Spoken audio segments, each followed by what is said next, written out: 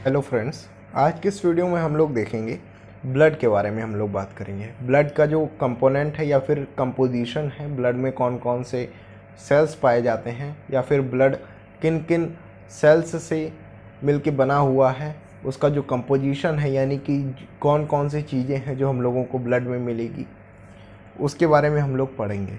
तो आइए स्टार्ट करते हैं।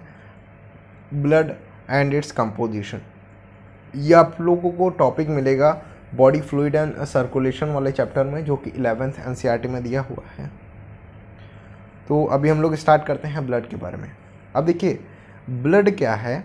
ब्लड कैसा है? Special connective tissue, fibre free fluid matrix. अब ब्लड कैसा है? एक स्पेशल टाइप का कनेक्टिव टिश्यू। अब कनेक्टिव टिश्यू क्या होता है? कनेक्टिव टिश्यू ऐसे टाइप के टिश्यू होते हैं जो कि दो ऑर्गन के बीच में एक कनेक्शन प्रोवाइड करते हैं, एक कनेक्शन फॉर्म करते हैं। देखिए नाम से समझ में आ रहा है क्या? कनेक्टिव यानी कि कनेक्शन बनाने वाले, यानी कि जो दो ऑर्गन हैं उनके बीच में जो कनेक्शन फॉर्म कर रहे हैं वो क्या है? वो जो फॉर्म होगा कनेक्शन, वो कैसा?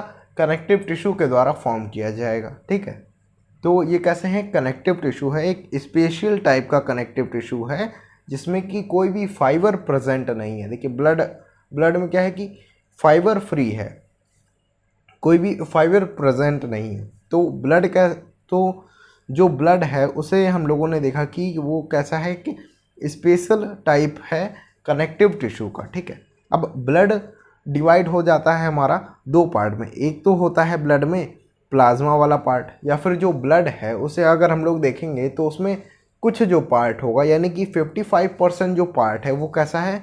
प्लाज्मा है, और जो बचा हुआ 45% पार्ट है वो कैसा है? Formed element. अब जो फॉर्म्ड एलिमेंट है, नाम कुछ अजीब सा लग रहा होगा लेकिन अभी हम लोग आगे समझेंगे तो अच्छे से हम लोगों को समझ में आ जाएगा। ठीक है, तो पहले हम लोग बात करेंगे प्लाज्मा के बारे में, यानी कि 55% जो पार्ट है ब्लड का जो कि प्लाज्मा है उसके बारे में हम लोग बात करेंगे। और उसके बाद हम लोग बात करेंगे फॉर्म्ड एलिमेंट के बारे में जो कि 45% फॉर्म करता है ब्लड का। ठीक है, अब देखिए होता है कि जो प्लाज्मा है, प्लाज्मा कैसा है कि प्लाज्मा है मैट्रिक्स है और स्ट्रॉ कलर। मैट्रिक्स बोले तो एक तरीके से जो स्ट्रॉ कलर वाला जो पार्ट है वो कैसा है? प्लाज्मा। स्ट्रॉ कलर बोले तो हल्का सा येलोइश कलर वाला जो पार्ट है वो कैसा है? प्लाज्मा है। और फॉर्म्ड एलिमेंट में क्या क्या आता है? आरबीसी, डब्ल्यूबीसी और प्लेटलेट्स। आरबीसी बोले तो रेड ब्लड सेल्स, और इसे हम लोग बायोलॉजी के टर्म में क्या बोलते हैं? एरिथ्रोसाइट्स बोला जाता है आरबीसी को, और ल्यूकोसाइट्स बोला जाता है डब्ल्यूबीसी को, यानी कि वाइट ब्लड सेल्स को। और प्लेटलेट्स को क्या बोलते हैं हम लोग? थ्रोम्बोसाइट्स बोलते हैं। तो ये जो आरबीसी, डब्ल्यूबीसी और प्लेटलेट्स हैं ये किस में आ जाते हैं? फॉर्म्ड एलिमेंट में, जो कि कितना फॉर्म कर रहा है? 45%। ठीक है, और प्लाज्मा कितना है? 55%। तो अभी हम लोग देखते हैं कि जो प्लाज्मा है उसमें क्या क्या प्रेजेंट होगा। तो प्लाज्मा में क्या है कि अब देखिए ब्लड में क्या था कि 55% प्लाज्मा था और 45% फॉर्म्ड एलिमेंट्स थे। ठीक है, अब प्लाज्मा की अगर केवल और केवल प्लाज्मा की बात करें तो ये जो 55% है, या फिर जो प्लाज्मा है, प्लाज्मा ऐसा समझिए कि ये अगर इसको 100% लें तो प्लाज्मा में क्या होगा कि 90 से 92%, यानी कि 90 से 92% तक क्या हम लोगों को मिलेगा? वाटर। तो वाटर क्या है? प्लाज्मा हम लोग एक तरीके से कह सकते हैं कि वाटर से ही मिलके बना हुआ है, क्योंकि 90% वाटर यहाँ पे प्रेजेंट है।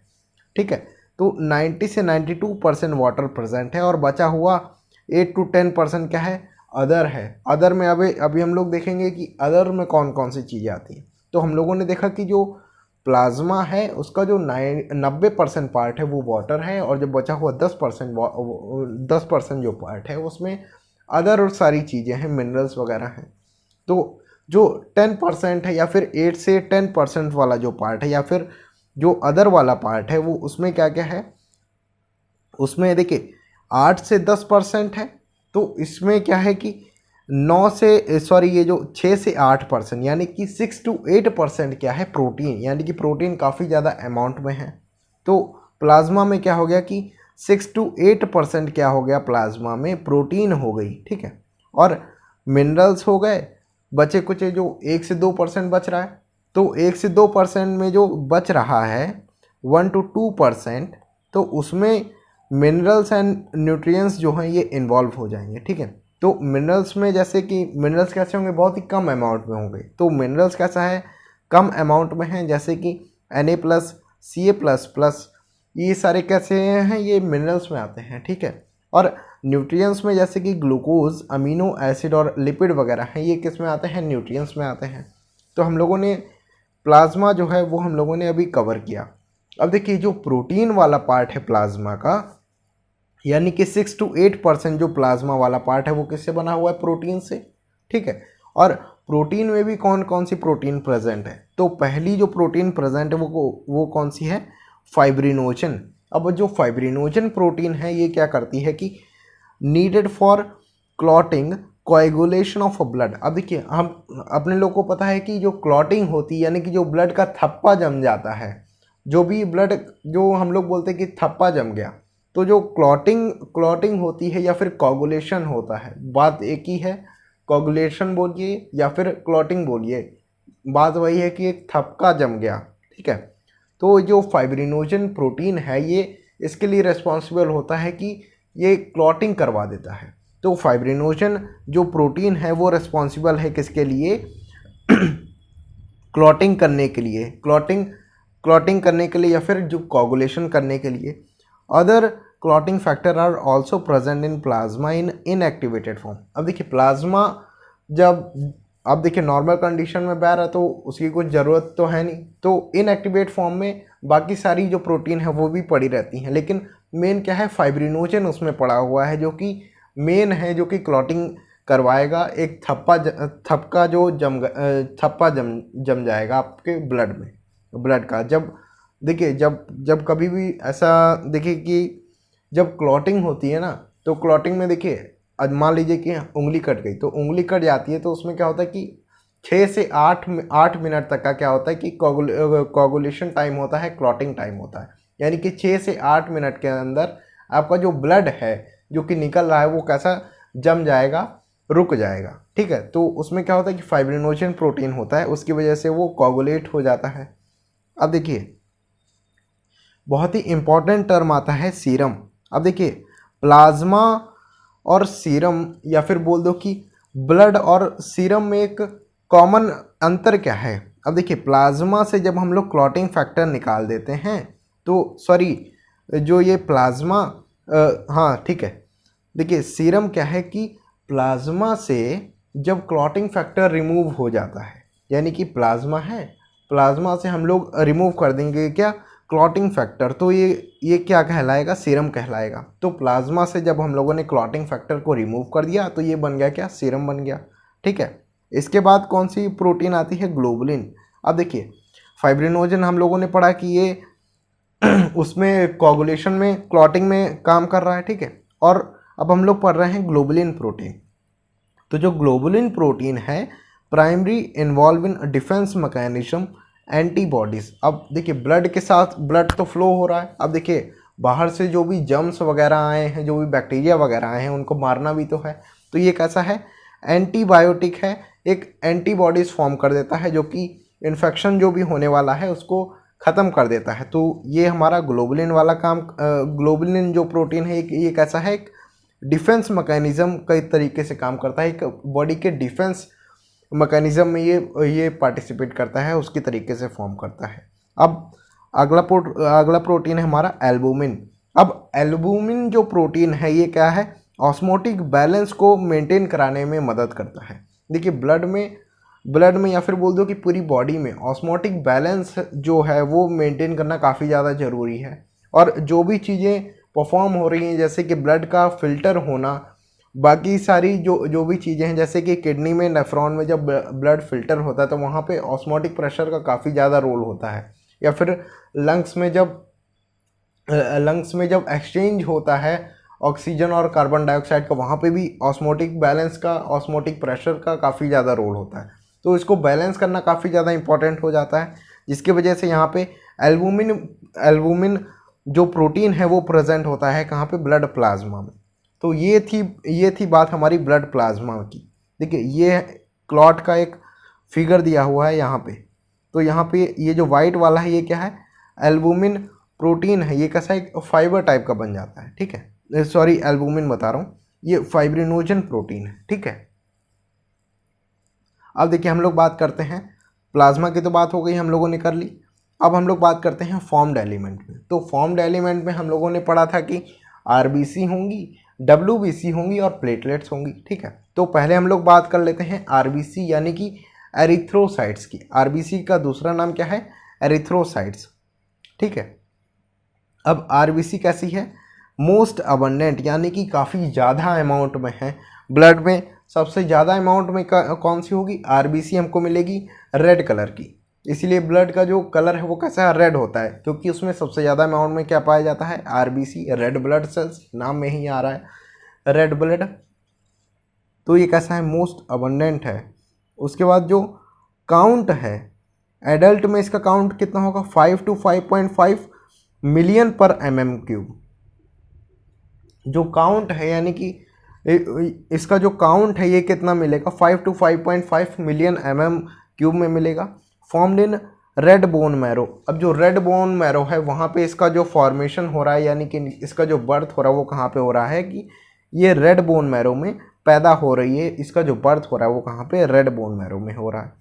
डिवाइड ऑफ न्यूक्लियस, देखिए आरबीसी में क्या होता है, जब ये अर्ली स्टेज में होती है, यानी कि ऐसा समझिए कि जब ये अपनी एम्ब्रियो स्टेज में होती है, जब ये एक अपनी चाइल्डहुड स्टेज में होती है, तो वहाँ तक तो इसमें न्यूक्लियस प्रेजेंट होता है। क्योंकि देखिए आरबीसी का मेन फंक्शन क्या है कि ऑक्सीजन को ट्रांसपोर्ट करना है ज़्यादा से ज़्यादा अमाउंट में। तो क्यों ना अंदर का जो कचरा है, यानी कि जो अब ऐसी चीज़ें जो अंदर रह गई हैं जिसमें कि जिसकी ज़रूरत कम है या फिर जिसकी ज़रूरत ना के बराबर है, उसको बाहर निकाल दें और उसकी जगह पे ऑक्सीजन को ले लें। तो होता क्या है, जब ये आरबीसी बड़ी हो रही होती है तो वहाँ तक तो जो भी चीज़ें इसके अंदर हैं वो रिक्वायरमेंट होगी, यानी कि न्यूक्लियस वगैरह सब प्रेजेंट होगा। अब जब मेच्योर हो जाती है तो न्यूक्लियस को बाहर निकाल दिया जाता है और जगह खाली हो जाती है। तो वहाँ पे क्या होगा कि अब ऑक्सीजन वहाँ पे फिल कर दिया जाएगा जो जगह न्यूक्लियस घेर रहा था, ठीक है। तो जो मैच्योर आरबीसी है उसमें क्या होगा कि न्यूक्लियस प्रेजेंट नहीं होगा, न्यूक्लियस के डिवाइड होगा। डिवाइड का मतलब कि एब्सेंट, वहाँ पे प्रेजेंट नहीं है। और बाई कॉनकेव इन शेप, देखिए बाई कॉनकेव शेप अगर हम लोग बताएं तो बाई कॉनकेव शेप कुछ इस तरीके से बनता है। तो बाई कॉनकेव शेप बनाने का मकसद ये है कि यहाँ पे सरफेस एरिया काफ़ी ज़्यादा इंक्रीज़ कराना है, ताकि यहाँ पे जो ऑक्सीजन के मॉलिक्यूल हैं वो ज़्यादा से ज़्यादा अटैच हो सकें, ठीक है। अब देखिए पूरा अगर सर्कुलर होता तो यहाँ पे काफ़ी ज़्यादा मॉलिक्यूल नहीं अटैच हो पाते। अब देखिए बाई कॉनकेव है तो यहाँ पे जो सरफेस एरिया है वो इंक्रीज़ हो गया है, ठीक है। हैव अ रेड कलर, जैसा कि हम लोगों को पता है रेड कलर है। Iron containing gas transport pigment called haemoglobin. अब देखिए हीमोग्लोबिन इसके अंदर प्रेजेंट होगा, और हीमोग्लोबिन कैसा है, आयरन कंटेनिंग। इसमें क्या है कि आयरन वगैरह होंगी, यानी कि हीमोग्लोबिन के अंदर देखिए आरबीसी है, रेड ब्लड सेल है, और रेड ब्लड सेल के अंदर क्या प्रेजेंट है, हीमोग्लोबिन प्रेजेंट है। और हीमोग्लोबिन के अंदर क्या प्रेजेंट है, आयरन प्रेजेंट है। तो आयरन प्रेजेंट है जो कि एक गैस ट्रांसपोर्ट कराएगा, या फिर गैसेस ट्रांसपोर्ट का मतलब जैसे कि ऑक्सीजन को ले जाना ले आना, ठीक है। और जो हीमोग्लोबिन है वो अगर नॉर्मल कंडीशन में हम लोग देखें, या फिर एक हेल्दी पर्सन में देखें, जिसका जो कि ऐसा पर्सन जो हेल्दी है, उसमें हम लोगों को हीमोग्लोबिन का जो अमाउंट है वो मिलेगा 12 to 16 gram haemoglobin in 100 ml of blood. यानी कि अगर हम लोग 100 ml ऑफ ब्लड लेंगे तो उसमें हम लोगों को 12 से 16 ग्राम हीमोग्लोबिन मिलना चाहिए। तो ये कहता है नॉर्मल वेट है इसका। और एवरेज लाइफ स्पैन कितना है, 120 डेज। अब देखिए आरबीसी क्या है, रेड ब्लड सेल्स का जो नॉर्मल लाइफ स्पैन होता है, लाइफ स्पैन का मतलब कब से कब से पैदा हुआ और कब ख़त्म हो गया, ठीक है। तो 120 दिन का, यानी कि हर 120 दिन बाद या फिर 120 डेज बाद जो आरबीसी हैं वो रिन्यू होती रहती हैं, पुरानी वाली ख़त्म होती है और नई आरबीसी फॉर्म होती जाती हैं। Destroyed and spleen known as graveyard of RBC. अब देखिए जो मर गई हैं, यानी कि जो डेथ हो गई हैं 120 डेज के बाद, उसको तोड़ना भी है और उससे जो भी न्यूट्रिएंट्स जो एब्जॉर्ब कर सकती है बॉडी, उसको एब्जॉर्ब भी करना है और जो बचा कुचा माल है उसको बाहर भी निकालना है। तो ये सारा काम कहाँ पे होगा? अब जो मर गई यानी कि अब ख़त्म हो गई, तो डेड बॉडीज़ कहाँ पे जाएंगी? एक स्प्लीन करके ऑर्गन होता है हमारे स्टमच के पास, ठीक है। स्टमच के जो नीचे वाला पोर्शन है स्टमच का, उसके पास में होता है क्या? स्प्लीन, ठीक है।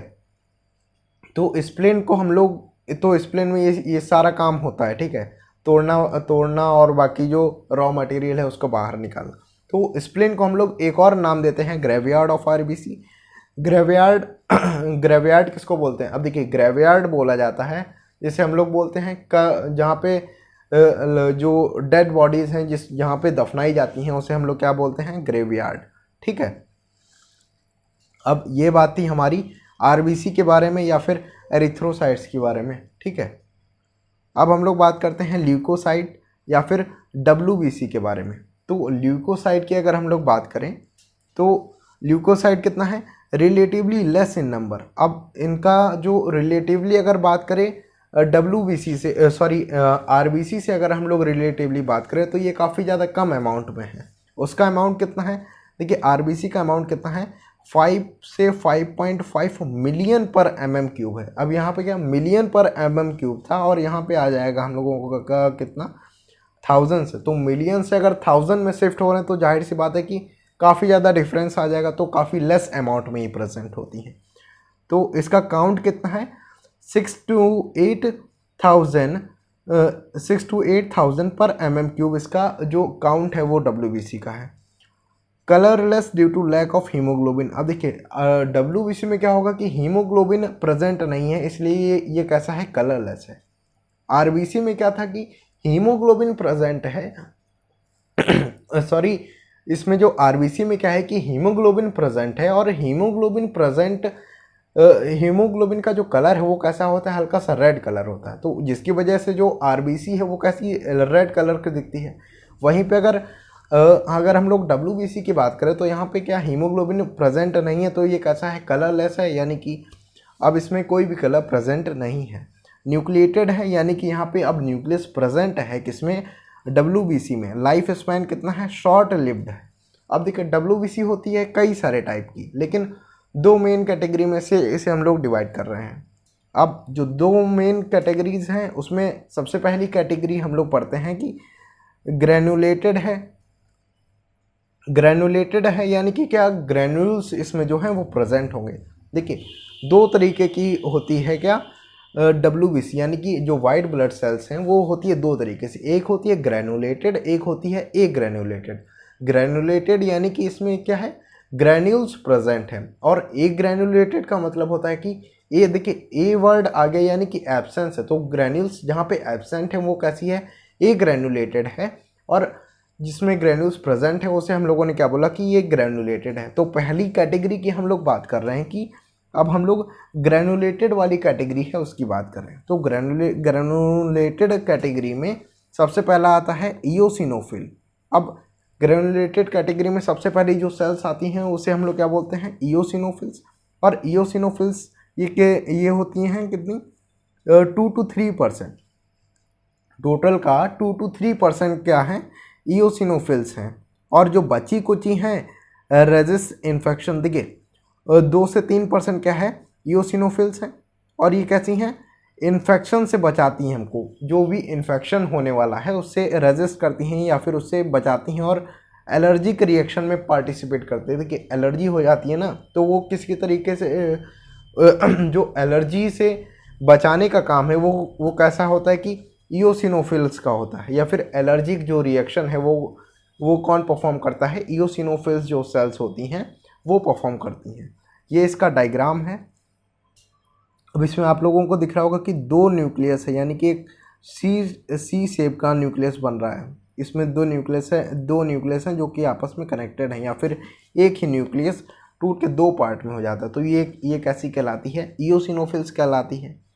अगली कौन सी है? बेजोफिल्स। अब देखिए बेजोफिल्स में क्या होता है, बेजोफिल्स कितनी है? 0.5 to 1%, यानी कि काफ़ी ज़्यादा कम अमाउंट में है। तो 0.5 से 1% क्या है? बेजोफिल्स है। और बेजोफिल्स में क्या होगा कि हिस्टामिन होगा, सेरोटोनिन होगा, हेपेरिन होगा। ये जो भी हिस्टामिन, सेरोटोनिन, हेपेरिन है, ये किसमें? बेजोफिल्स में प्रेजेंट होती हैं। और ये इन्वॉल्व इन्फ्लामेटरी रिएक्शन, जो भी इन्फ्लामेटरी रिएक्शंस वगैरह होती हैं उसमें ये पार्टिसिपेट करती हैं, उसमें ये इन्वॉल्व करती हैं। तो ये है हमारा बेजोफिल्स का डायग्राम। ठीक है, ये है बेजोफिल्स। और देखिए इओसिनोफिल्स पढ़ लिया हम लोगों ने, उसके बाद बेजोफिल्स पढ़ लिया। अब यहाँ पे हम लोग एक फ्लो चार्ट के फॉर्म में समझ रहे हैं, यानी इसीलिए हम लोग काफ़ी ज़्यादा डिटेल में नहीं जा रहे हैं। अगली जो वीडियो आएगी उसमें हम लोग एक एक सेल को उठाएंगे और काफ़ी ज़्यादा डिटेल में जाके हम लोग बात करेंगे। तो यहाँ पे क्या है कि ग्रैनुलेटेड में हम लोगों ने पढ़ लिया इओसिनोफिल्स और बेजोफिल्स, और लास्ट क्या आती है? न्यूट्रोफिल्स। अब जो न्यूट्रोफिल्स कैसा है? 60 to 65%, यानी कि काफ़ी ज़्यादा अमाउंट में प्रेजेंट है यहाँ पे न्यूट्रोफिल्स। तो न्यूट्रोफिल्स है 60 to 65%, और ये कैसा है? फैगोसाइटिक, या फिर बोल दो फैगोसाइटोसिस। देखिए फैगोसाइटोसिस क्या होता है? देखिए यहाँ पे मान लीजिए कि ब्लड बह रहा है, ठीक है, और इसके बगल में यहाँ पे देखिए मान लीजिए कि ये ब्लड वेसल है, ठीक है, इसके अंदर ब्लड फ्लो हो रहा है, और यहाँ पे क्या न्यूट्रोफिल्स भी जा रही होगी। अब मान लीजिए कि जो भी बॉडी को हार्म करने वाला जो भी बैक्टीरिया वगैरह है वो अगर बाहर है, तो ये क्या करती हैं? ये अंदर से बाहर आ जा सकती हैं। इनकी परमिट है कि अंदर भी आ सकती हैं और अंदर से बाहर भी जा सकती हैं। तो यहाँ पे जाके इसको किल करेगी और फिर वापस से अंदर चली जाएगी। तो ये कैसा है? ये न्यूट्रोफिल्स है। और ये जो मूवमेंट होता है ब्लड वेसल से अंदर बाहर जाने का, तो इसे हम लोग क्या बोलते हैं? फैगोसाइटिक मूवमेंट बोलते हैं। तो हम लोगों ने ग्रैनुलेटेड के तीनों जो एग्जाम्पल थे, या फिर ग्रैनुलेटेड के अंदर जो भी तीनों टाइप के सेल्स आ रहे थे, WBC आ रहे थे, उसे हम लोगों ने कवर कर लिया। अगला हम लोग बात करते हैं ए ग्रैनुलेटेड, यानी कि यहाँ पे क्या ग्रैन्यूल्स एब्सेंट हैं। तो ए ग्रैनुलेटेड में क्या है कि दो ही टाइप के हैं। पहला तो है मोनोसाइट, दूसरा है लिम्फोसाइट। तो मोनोसाइट की अगर हम लोग बात करें तो अगर हम लोग मोनोसाइट की बात करें तो ये कैसा है? 6 to 8% है। और ये कैसा है? फैगोसाइटिक। अब देखिए फैगोसाइटिक वही जो न्यूट्रोफिल्स कर रहा था फैगोसाइटिक मूवमेंट, वो भी वही मोनोसाइट भी कर सकते हैं, यानी कि बाहर जाके मार सकते हैं जो बैक्टीरिया वगैरह है या फिर जो भी वायरस वगैरह आया हुआ है उसको, ठीक है। और जो हमारा लिम्फोसाइट है, लिम्फोसाइट क्या करता है? लिम्फोसाइट है हमारा 20 to 25%, यानी कि 20 से 25% हम लोगों को क्या मिलेगा? लिम्फोसाइट मिलेगा। Both T and B lymphocyte. अब यहाँ पे हम लोगों ने काउंट कर लिया है 20 से 25% जो है, तो इसमें T लिम्फोसाइट भी हैं और B लिम्फोसाइट भी, यानी कि दोनों तरीके के जो लिम्फोसाइट हैं उसे हम लोगों ने काउंट कर लिया है। Responsible for immune response. देखिए जो भी इम्यून रेस्पॉन्स होगा उसके लिए जो रेस्पॉन्सिबल सेल है वो कौन सी है? लिम्फोसाइट। तो जो जैसे कहते हैं नहीं कि तुम्हारी इम्यूनिटी डाउन हो गई, तो इम्यूनिटी में क्या होता है कि जो लिम्फोसाइट्स वगैरह होते हैं वो कम हो जाते हैं या फिर वो वीक हो जाते हैं थोड़े, ठीक है। तो ये हम लोगों ने देखा कि WBC का हम लोगों ने अब कवर कर लिया। तो WBC काफ़ी ज़्यादा एक ब्रॉड टॉपिक है ब्लड के अंदर, तो इसे हम लोग अभी हम लोग कवर करेंगे आगे वाली वीडियोस में। एक एक सेल को उठाएंगे, ग्रैनुलेटेड, ग्रैनुलेटेड या फिर जितनी भी कैटेगरीज हैं उनको उठाएंगे, और हम लोग बारी बारी से सारा कुछ डिटेल में पढ़ते हुए चले जाएंगे। अब देखिए लास्ट वाला क्या बच रहा है? थ्रोम्बोसाइट्स या फिर प्लेटलेट्स। फॉर्म्ड एलिमेंट में हम लोगों ने 3 चीज़ें पढ़ी थी, जो कि देखिए फॉर्म्ड एलिमेंट कितना था? 45% था, और इसमें हम लोगों ने 3 चीज़ें पढ़ी थी। पहला तो था हम लोगों ने पढ़ा था कि WBC, RBC और प्लेटलेट्स। तो जो हम लोगों ने RBC कवर किया, WBC कवर किया, और अब हम लोग लास्ट टॉपिक पढ़ रहे हैं प्लेटलेट्स के बारे में। तो प्लेटलेट्स कैसा है? Produce from mega karyocytes. Mega karyocytes देखिए एक बड़ी सेल्स होती है मेगा कैरियोसाइट्स, इससे टूट टूट के या फिर जो मेगा कैरियोसाइट्स है इससे बन जाती है क्या, प्लेटलेट्स। तो थ्रोम्बोसाइट्स या फिर प्लेटलेट्स कहाँ से बन रही है, मेगा कैरियोसाइट से फॉर्म हो रही है, produce from megakaryocyte. Special cell in bone marrow, और मेगा कैरियोसाइट कहाँ पे मिलेगी हम लोगों को, बोन मैरो में मिलेगी। अब जो प्लेटलेट्स का नॉर्मल काउंट होता है वो कितना होता है, 1.5 to 3.5 लाख पर mm3। काफ़ी ज़्यादा अमाउंट में है, यानी कि 1.5 लाख से 3.5 लाख पर mm3, यानी कि 1.5 to 3.5 लाख पर mm3 इसका जो काउंट है नॉर्मल पर्सन में अगर काउंट देखेंगे तो ये मिलेगा, ठीक है। 3.5 लाख से भी ज़्यादा होती तो ज़्यादा दिक्कत नहीं है।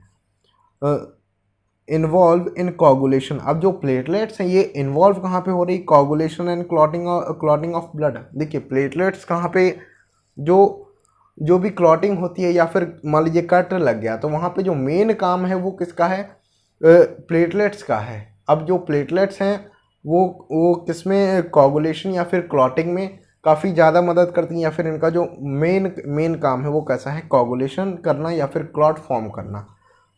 रिडक्शन इन देयर नंबर, अब देखिए रिडक्शन अगर हो जाता है, clotting disorder, excess loss of blood. अब देखिए ये कैसा है, क्लॉट बनाने का काम कर रहा है। अब देखिए मान लीजिए कि जो प्लेटलेट्स है वो काफ़ी ज़्यादा कम हो गई, तो मान लीजिए उसके बाद अगर कहीं से अगर ब्लड लॉस नहीं हो रहा था, यानी कि वहाँ पे क्लॉट बना हुआ था, तो वहाँ पे क्या हो जाएगा कि मान लीजिए उसके बाद कट लग गया, तो अब प्लेटलेट्स तो है नहीं, तो उसके मतलब कि अब क्लॉट तो बनेगा नहीं, तो जो ब्लड है वो काफ़ी ज़्यादा अमाउंट में बाहर रिलीज़ आउट हो जाएगा, बहुत ही ज़्यादा अमाउंट में रिलीज़ हो जाएगा बाहर।